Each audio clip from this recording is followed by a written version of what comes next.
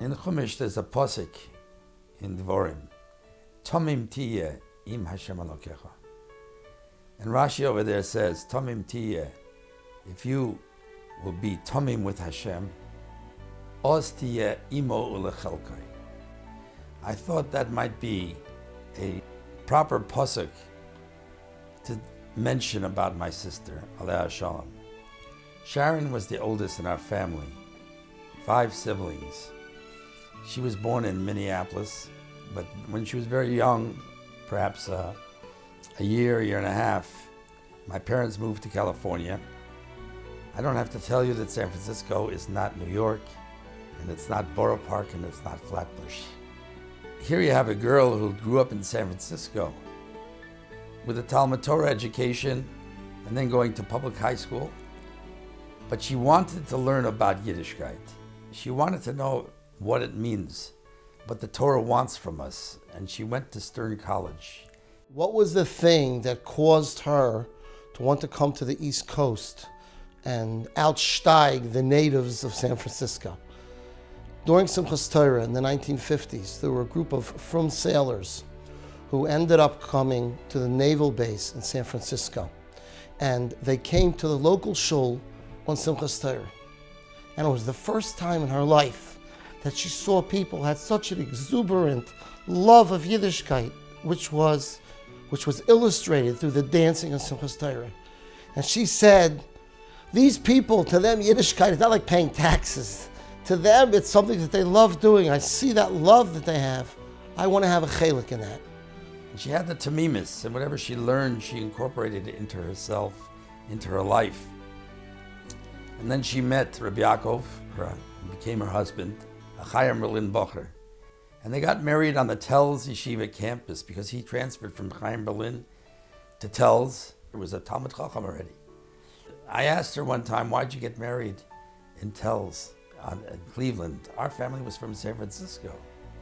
And the Chossen's family was from Minneapolis. So why didn't you get married either in San Francisco or in Minneapolis? She wanted her brothers to experience the ruchnius of Telz.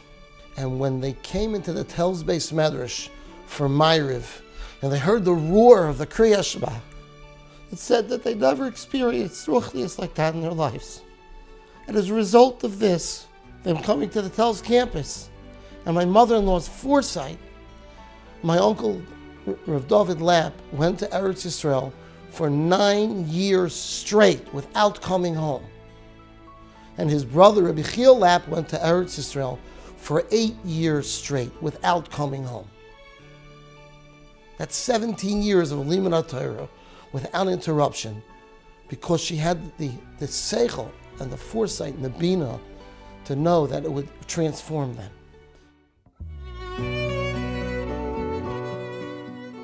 She was the Heiben of Frey, a majestic, regal woman who was willing to marry a Kohelingaman back many, many years ago, 1960 I think it was, which invited her to get some ridicule for that type of life. If you want to know what a tree is like, look at the Paris. She has such a wonderful, beautiful family of B'nai Torah. I used to wonder, the way they look, you would understand it if they grew up in Bnei Brak, or in Yerushalayim, or even Borough Park, or Flatbush. How did they do that in Memphis? How did they have such a wonderful, beautiful Torah-dika family? But that's because of the Tamimis. Tomim tiyeh im Hashem Elokecha. If you go with sincerity with HaKadosh Baruch Hu, then He builds a family for you that is a Torah-dika family. Mommy was a type of person who, besides all her own chumras or her own things that she took upon herself, she did everything possible to make everybody feel comfortable. For this one it meant getting Chalav Yisrael, for this one it meant getting this type of meat, for this one it meant getting this brand of matzah, or for this one it meant stopping to eat gebruks. She did whatever she had to do in order to make them feel totally comfortable in her home.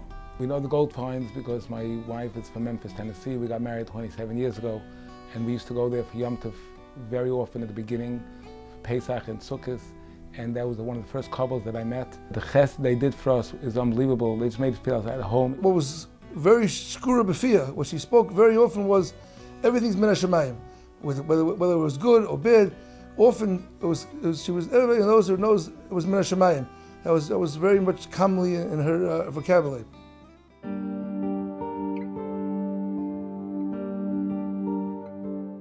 She became the bobby and the secretary and the driver to all of these little kinderlach. Her petira was a tremendous loss to the school.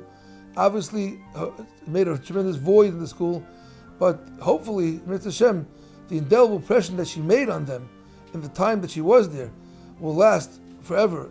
Mrs. Goldfein gave people medicine when they needed. Mrs. Goldfein did everything with pleasure. She always had a smile on her face. She was always happy for others. Everybody loved having her around. Mrs. Goldfein helped us when we were not feeling well, and she made our hair when it got messed up. I love Mrs. Goldfein so much because she calls my mommy when I need her and she cares about me. She calms me down when I'm nervous. Mrs. Goldfein loves us, is the best, is very kind to us, and makes us feel so special. I think about her every day. I can't wait for Mashiach. When Shoshi found out that she was nifter, Shoshi came home and she said to me, "Daddy, today's a very sad day." I said, "Why?" She's like, "Because Mrs. Goldfein is not with us anymore." Mrs. Goldfein made an unbelievable impression on her, and everybody in school felt that closeness with her. It's an unbelievable thing that a 6-year-old child could feel that and say that it's a sad day. It shows a lot about how the impact that Mrs. Goldfein had on the children. Mrs. Goldfein is sorely missed not only by the girls of Beis Yaakov or Western Monmouth County, but by the parents as well. This is the kind of person that she was. Always forethinking, worried about everybody else, except herself, and always caring about other people. There is no question that the phenomena of the Kedusha of Bobby Goldfein is the great schus on which your Maisid rests. She had that tamimistic-kite, the sincerity and the honest approach to Yiddishkeit. No, she didn't need anything. Didn't want anyone to give her anything. She only wanted to give other people. That was my sister. A real tzaddikus. I miss her.